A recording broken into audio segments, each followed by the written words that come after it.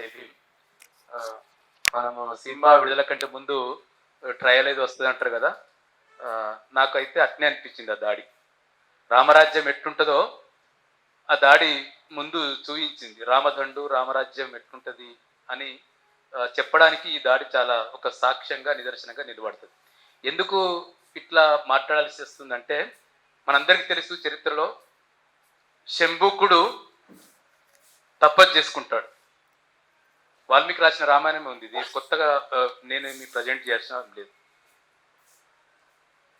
ఆయన తపస్సు చేసుకుంటే, ఒక దళితుడు తపస్సు చేసుకుంటే ఒక పాము వచ్చి ఒక బ్రాహ్మణైన కుమారుణ్ణి కరిస్తే బ్రాహ్మణైన కుమారుడు చనిపోతాడు. చనిపోవడానికి ఒక శంభుకుడు అనే ఒక దళితుడు తపస్సు చేస్తుండు కాబట్టి చనిపోయినని చెప్పి రామునికి చెప్తే, రాముడు వెనక ముందు ఆలోచించకుండా ఓ పరిపాలన దక్షత కలిగిన రాముడు శంభుకుణ్ణి వధిస్తాడు. ఇది చరిత్ర. నాకు నువ్వు అంటే ఇష్టము, నీ మీద ప్రేమ ఉంది, నాకు నన్ను ప్రేమించు, నేను ప్రేమిస్తూ అని చెప్పి తాటకి చెప్పిన పాపానికి తాటకి ముక్కు చెవుల్ని కోసేసిన చరిత్ర కూడా మనకు తెలుసు. ఇదంతా రామరాజ్యంలో జరిగింది. రాముడు చేసిండు స్వయంగా. రాముడు లక్ష్మణుడు స్వయంగా చేసినట్టు చరిత్ర ఆధారాలు చరిత్ర ఉంది. రెండోది, హిందూ మతం మనుషులంతా సమానంగా చూస్తుందా చూడదనేది మనకు చాలా కాలం నుంచి, నేను దళిత సంఘ కార్యకర్తగా లేకపోతే మనం చరిత్రను చదువుకుంటున్న వారిగా లేదు. అంటే దళితుల్ని అంటే శూద్రుడు శూద్రుడు రాఘవరెడ్డి వాళ్ళ దాడి చేసింది శూద్రుడు. ఆ శూద్రుడికి ఈ రాజ్యం మీద కూడా ఏమి, ఆ శూద్ర రాజ్యానికి ఏమి లేదు. ఒక బాబనాయన మీద దాడి చేసిన శూద్రుడు రాఘవరెడ్డి ఒక రామదండు పేరుతోటి వాళ్ళ మొత్తం ఈ దేశాన్ని, ఈ భూమిని భరతుడు ఏలిండు కాబట్టి భరతుడు ఏలిన రాజ్యాన్ని మేము రామరాజ్యంగా మారుస్తామని చెప్పి తను స్వయంగా ప్రకటించాడు. పోలీస్ రిపోర్ట్లో చాలా స్పష్టంగా నేరాలు చేశాడు, ఘోరాలు చేశాడు అన్న వచ్చింది.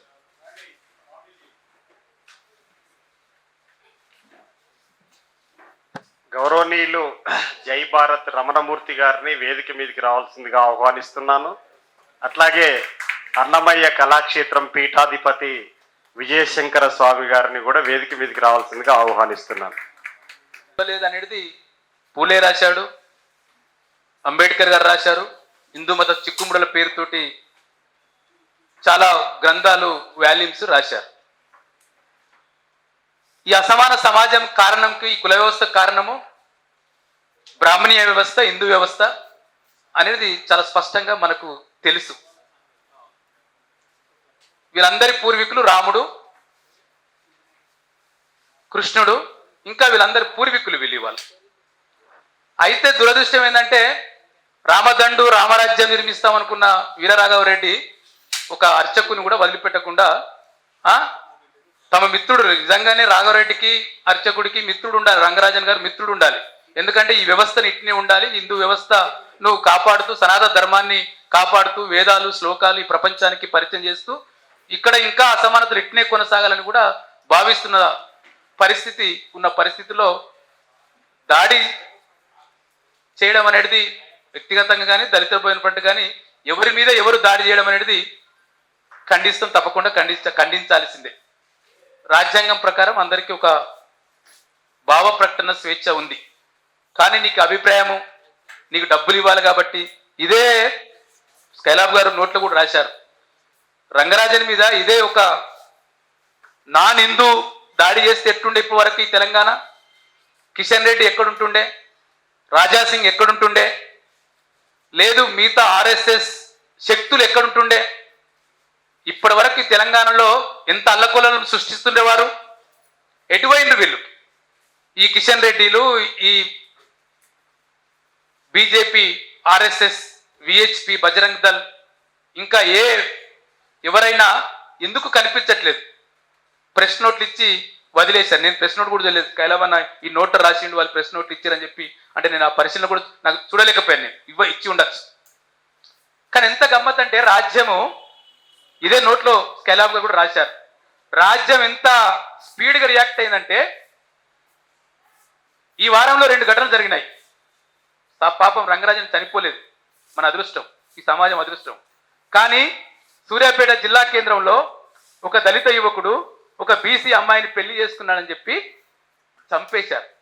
అది ఎప్పుడు?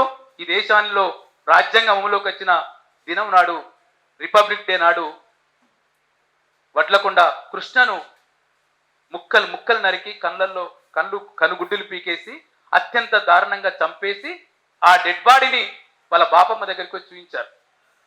అమ్మ నీ కోరిక నెరవేరింది అంటే ఒక స్త్రీ అంటే మనం ఏమనుకుంటాం, చాలా ప్రేమ, ఆప్యాయత, మాతృ దేవోభావ అని అంటాం కదా.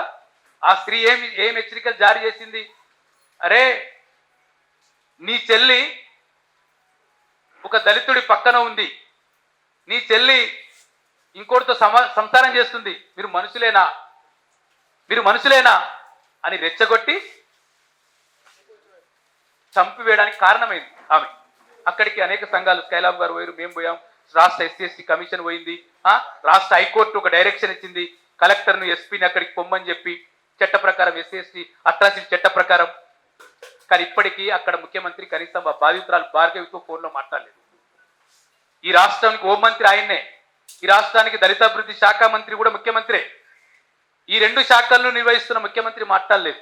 లేదు కొమ్మటిరెడ్డి వెంకటరెడ్డి అనే ఒక ఆయన మానవత్వంతో ఉంటాడంట ఆ జిల్లాలో, చాలా మానవీయ కోణం ఉంటుందట అంటారు, తెలియదు నాకు ఆయన కూడా అక్కడికి వెళ్ళలేదు.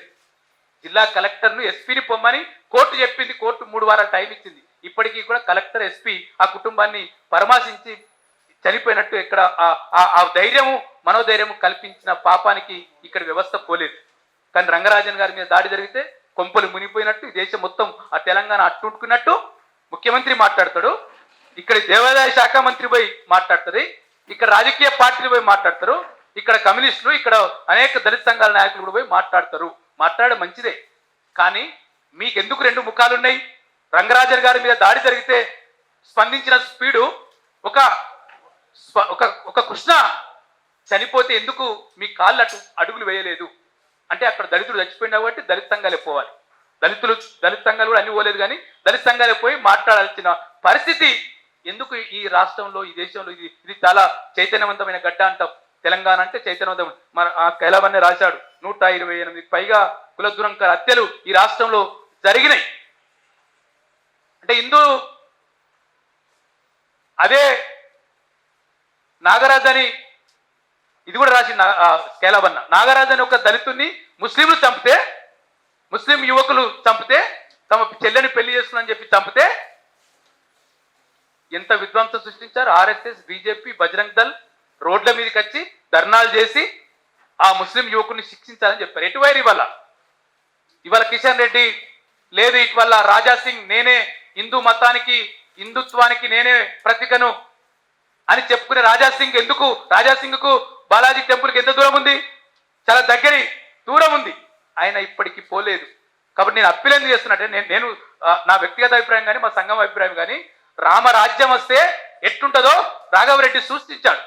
కాబట్టి మనం ఇవాళ రామరాజ్యాన్ని వ్యతిరేకించాల్సిన అవసరం ఉంది. రామరాజ్యంలో మనుషులకు విలువ లేదు, రామరాజ్యంలో దళితులు చదువుకోనికి లేదు, రామరాజ్యంలో శ్లోకాలు చదువుకోనికి విలువ లేదు అని రాముడే నిరూపించాడు కదా. శంభుకుని చంపి ప్రేమ ఉండదు అని చెప్పి శూర్పణఖని చంపి రాముడే నిరూపించాడు కదా. రాముడే నిరూపించాడు. ఇది చరిత్ర.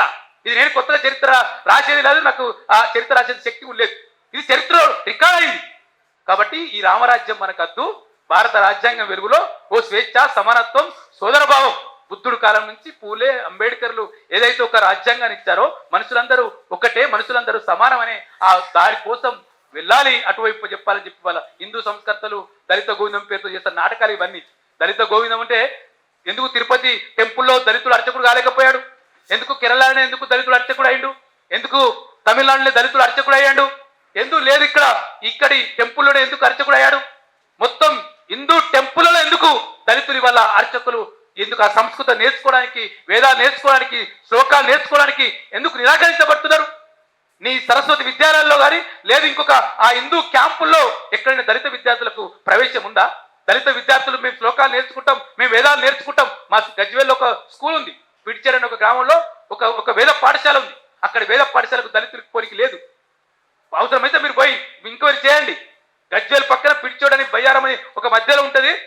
అక్కడ దళితులు కానీ బీసీలు కానీ వేదాలు అక్కడ పాపనులు మాత్రమే నేర్చుకోవాలి.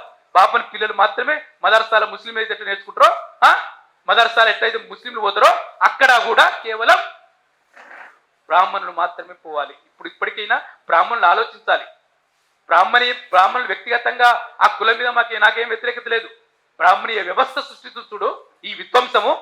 బ్రాహ్మణీయ వ్యవస్థ కారణం కదా ఇదంతా. హిందూ మతానికి కారణం బ్రాహ్మణీయ వ్యవస్థ కదా. ఈ వ్యవస్థ నిర్మూలన కోసం మన బుద్ధుడు పూలే అందరూ పనిచేశారు. అట్లా మనందరం పనిచేయాలని చెప్పి కోరుతూ ఈ దాడిని ఖండిస్తా ఉన్నాం. ఈ ముఖ్యమంత్రికి, ఇక్కడ హోంమంత్రికి మీరు కూడా దయచేసి సూర్యాపేటకు పోయి, లేదు ఇవాళ సోకాళ్ళు హిందువులు ఎవరైతే సంఘాలు ఖండిస్తున్నాయో, ఇవాళ రంగరాజన్పై దాడిని ఖండిస్తున్నారో వాళ్ళు కూడా ఒకసారి సూర్యాపేటకు పోయిరామని చెప్తున్నాను నేను. మీకు నిజంగానే ఈ దాడుల పట్ల వ్యతిరేకత ఉంటే, ఈ దాడులను ఖండించడము ఒక ప్రజాస్వామ్యమని మీరు నమ్ముతుంటే, మీరు అక్కడి వడ్లకుండా కృష్ణను కూడా పరామర్శిస్తే అప్పుడు మిమ్మల్ని నమ్ముతాం. రంగరాజన్ మీద దాడి జరిగితే ఈ దేశం గొప్ప మునిపోయిందని చెప్పి, ఈ రాష్ట్రం గొప్ప మునిపోయిందని చెప్పి ఇవాళ ఖండనలు పరామర్శలు ఇవాళ పెరుగుతా ఉన్నారు. దళితులు మనుషులు కనిపెట్టలేదా? కృష్ణ మనుషులు కనిపెట్టలేదా? అనేక మంది చంపబడుతున్నారు. కుల దురంకర హత్యలు రాష్ట్రంలో జరుగుతూ ఉన్నాయి. ఇప్పటికీ తెలంగాణ గడ్డ మీద ఎందుకు స్పందించాలని చెప్పి కోరుతూ, అటువంటి వైపు మీరు అడుగులు వేయాలని చెప్పి కోరుతూ మీ అందరికీ పేరు పేరున జై భీమ్. దళిత